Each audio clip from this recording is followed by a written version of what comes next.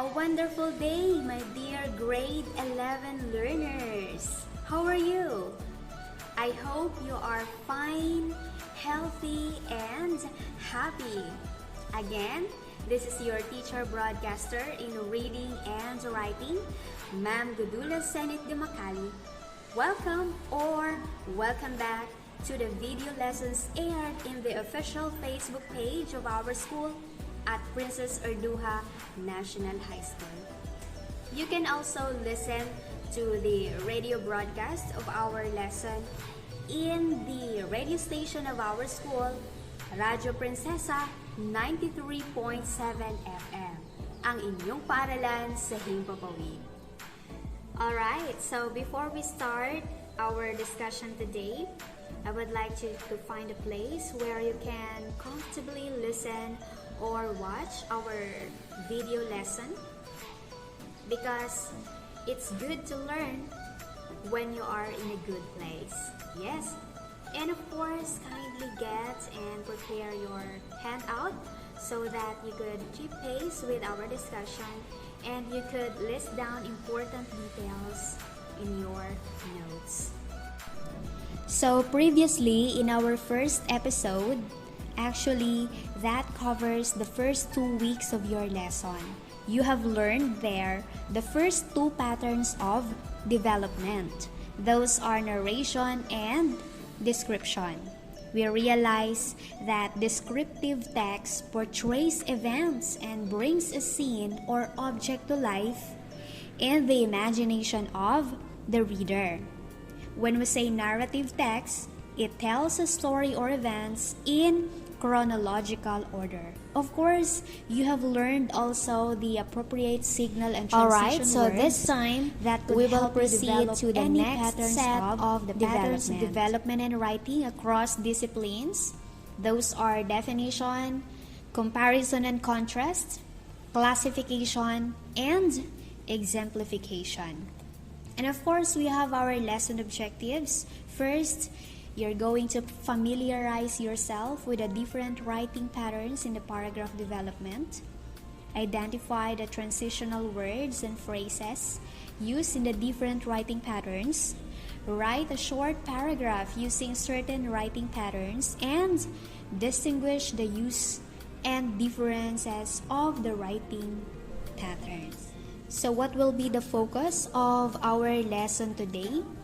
Well, discover the 3 different types of definitions. Another, we will unfold the unique features of definition, classification, exemplification, and comparison and contrast. And of course, you're going to learn the 2 methods how to organize a comparison and contrast paragraph. Alright, so let's go deeper. What is definition? When you hear the word definition, what usually comes to your mind? Do you think of the word meaning? Well, you are probably right. Because definition explains a concept, a term, or a subject.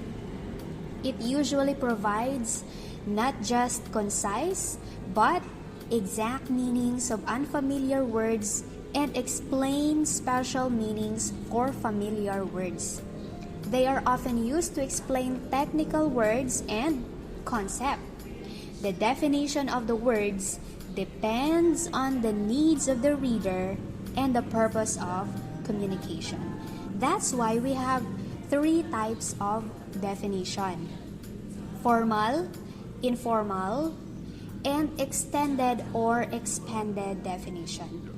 Let's break down the concept about these types of definition. First, we have formal definition. Well, based on the reference, formal definition is based upon a concise, logical patterns that includes as much information as it can within a minimum amount of space. What is the unique feature of this type of definition? The 3 important details that you're going to include. We have the term or the word or phrase to be defined, the class of the object or concept to which the term belongs, and the differentiating characteristics that distinguish from all others. Well, sound difficult to understand? Well, let's have an example. We have here the word owl. The owl or an owl is a bird with a large head, strong talons, and has a nocturnal habit. That is a formal definition taken from a dictionary.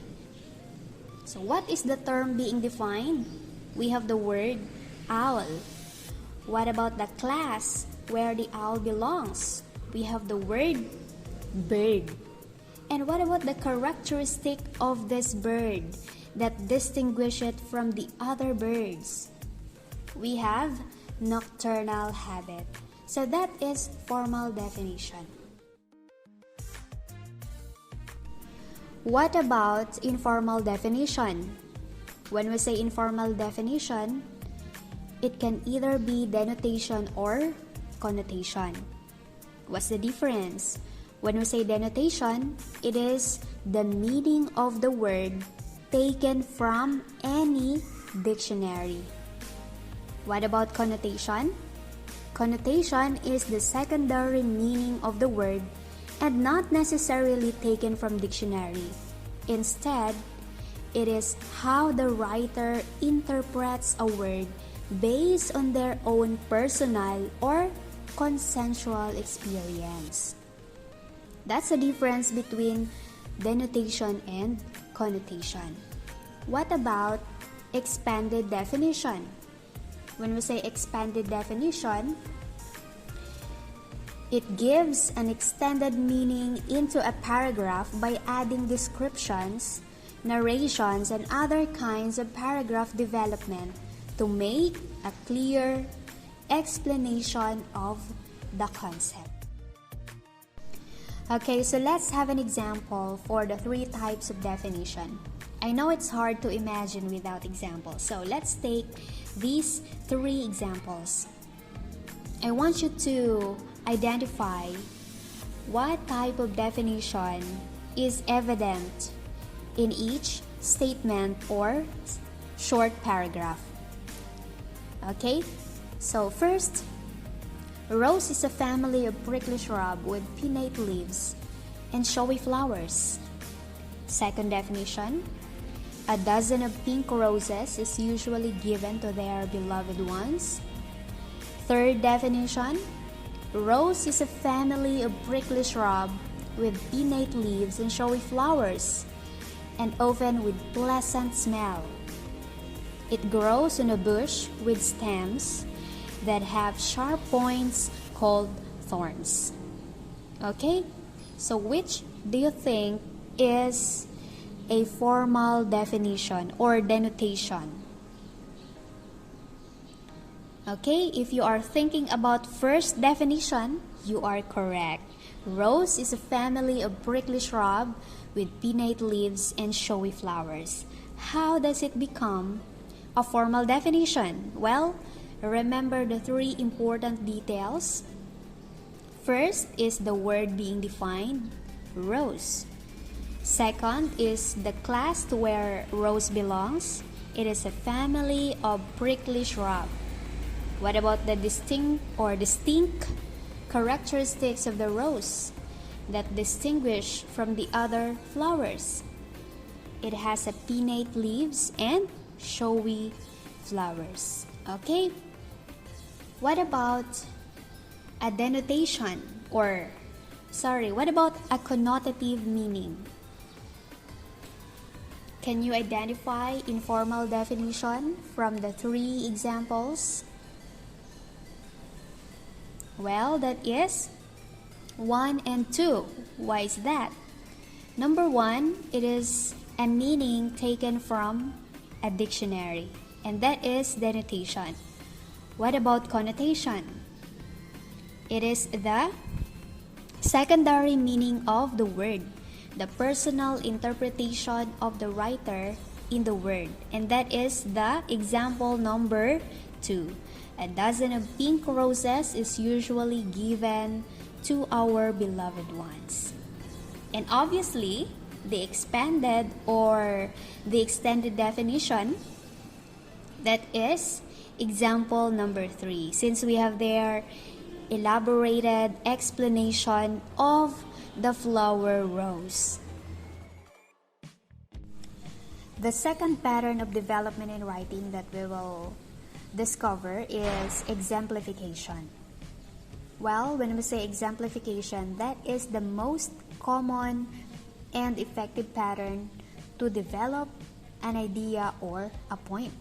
Since the writer uses specific, vivid examples for the purpose of adding more information to explain, persuade, define, or illustrate a general idea. In developing this kind of paragraph, the writer develops a general statement, that is what we call the topic sentence, the central idea of a paragraph. And there are transitional expressions that could help you develop exemplification paragraph. These are, for instance, namely, to be specific, to clarify, to illustrate, in short, or as an example. Let's take this example for exemplification. Let me read to you the paragraph. A pet or a companion animal is an animal kept primarily for a person's company or entertainment rather than as a working animal, livestock, or a laboratory animal. For instance, popular pets are often considered to have attractive appearances, intelligence, and relatable personalities, but some pets may be taken in on an altruistic basis and accepted by the owner regardless of these characteristics. Most common pets are dogs and cats.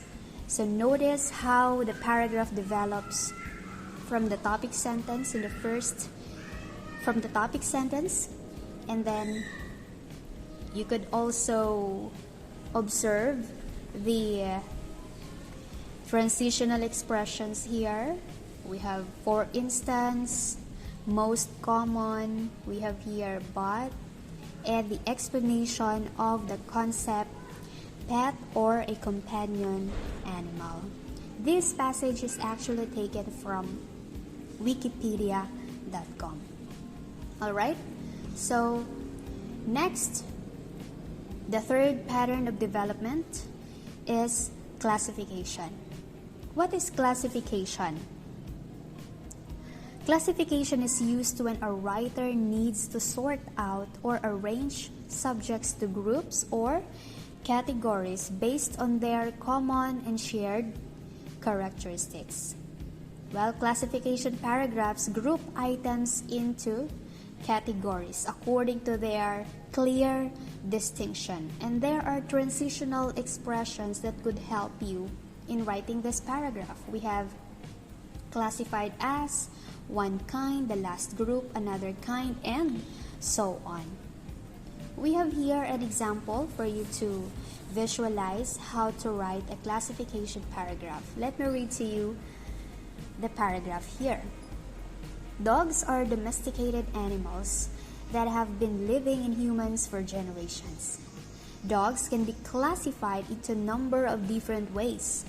Most notably, they can be categorized by breed. Examples of different breeds include beagles, golden retrievers, poodles, and countless others. They can be classified by their role in the lives of their masters and the work they do. For example, a dog might be a family pet, a working dog, a show dog, or a hunting dog. In many cases, dogs are defined both by their breed and their role.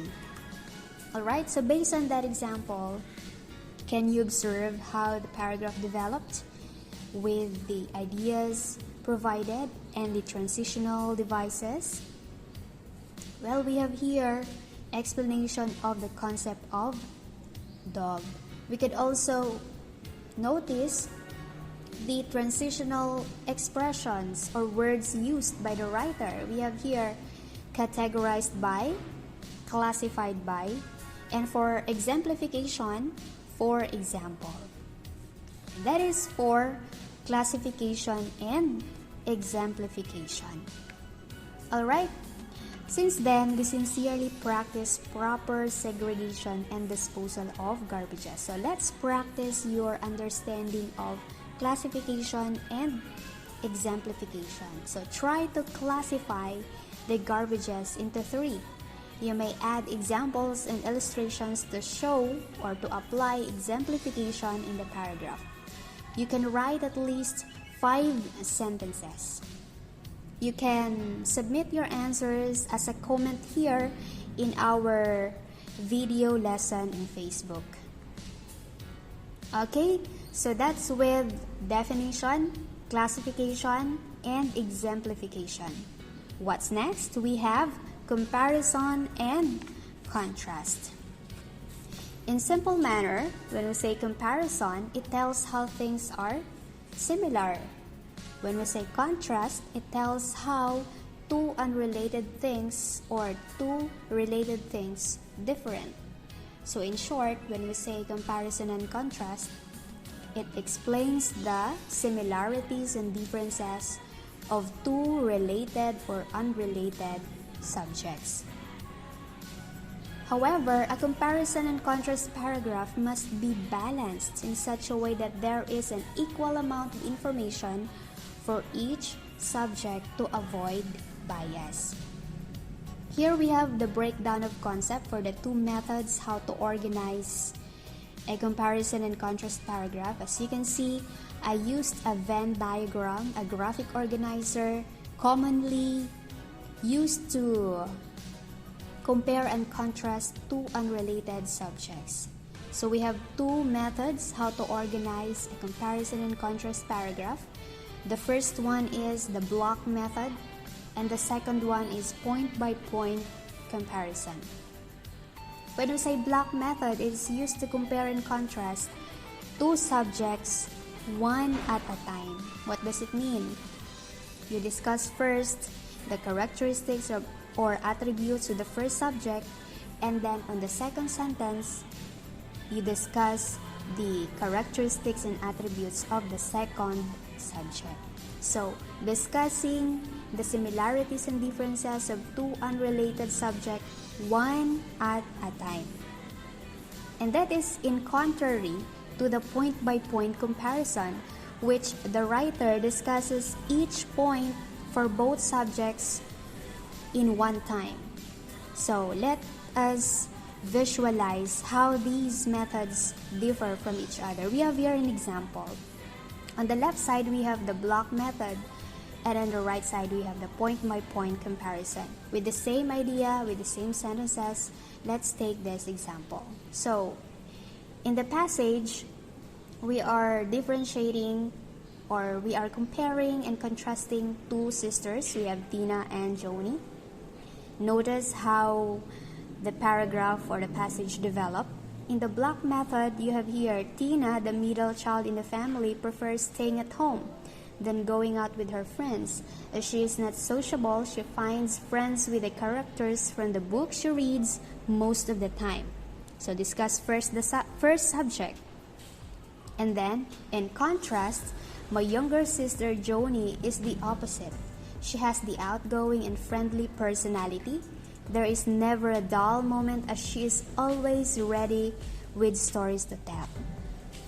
So as you can observe, the block method discusses 2 subjects or 1 subject at a time. However, as I mentioned a while ago, the comparison and contrast paragraph must be balanced. That's why we have the concluding sentence there. 2 sisters may be different from each other, but they adore one another. So, you include that sentence to avoid bias. Let's observe then the point-by-point comparison. Well, based on the color coding of the word sentences there, you could see or you could visualize the difference. So, in point-by-point comparison, Tina, the middle child in the family, prefers staying at home than going out with her friends, while Joni, the youngest in the family, does the opposite. As Tina is not sociable, her younger sister has an outgoing and friendly personality. So as you can see in point-by-point comparison, you discuss each point for both subjects in one time. Alright, so the same with the block method, we have the concluding sentence that will make the paragraph balanced. Two sisters may be different from each other, but they adore one another. Alright, so that would be in comparison and contrast. Let's practice what you have learned in our lesson, comparison and contrast. Try to compare face-to-face class and modular distance learning. Elaborate your composition with similarities and differences. You can give a real-life experiences to illustrate your point. You can do both methods of comparison, just like what we did in our example. You can submit your answers as comment here in our Facebook post or in the Google Classroom. Alright, so that would be our lesson coverage for this week. The 4 patterns of development. We still have to discuss 3 next week. Those are cause and effect, problem solution, and persuasion. Before we end our lesson, let's have a recap. Well, in definition, you discover that it explains a term or a concept. When you want your reader to know exactly how you are a certain term or unfamiliar words that you would like to explain, you will use definition. We unfolded the 3 types of definition. Those are formal, informal, and extended or expanded definition. When it comes to exemplification, writer provides examples to illustrate or clarify the point. In classification, the writer presents how things are being grouped or sorted out into a particular category. And lastly, in our discussion in comparison and contrast, we understand that it talks about the similarities and differences of 2 unrelated or related subjects. And you could do that in 2 methods, point-by-point comparison or block method. Okay, so your learning tasks are indicated on your handout and it is highlighted with orange color. Kindly submit your answers on time, and if there is any difficult or confusing idea, please don't hesitate to contact me. You can add comment here in our Facebook post or in the Google Classroom. You can also send me a private message.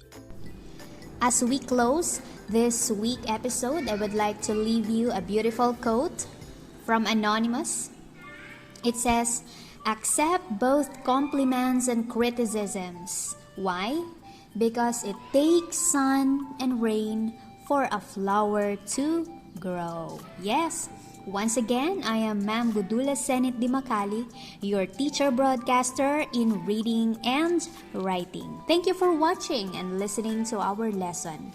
You can hit the like, heart, and wow button to let us know you find this video interesting. Join me again next week as we venture on the last 3 patterns of development in writing across disciplines. Those are cause and effect, problem solution, and persuasion. Only here in the official Facebook page of Princess Erduhan National High School, and will also air in Radyo Prinsesa 93.7 FM. Ang inyong paaralan sa Himpapawid. Stay healthy and stay happy.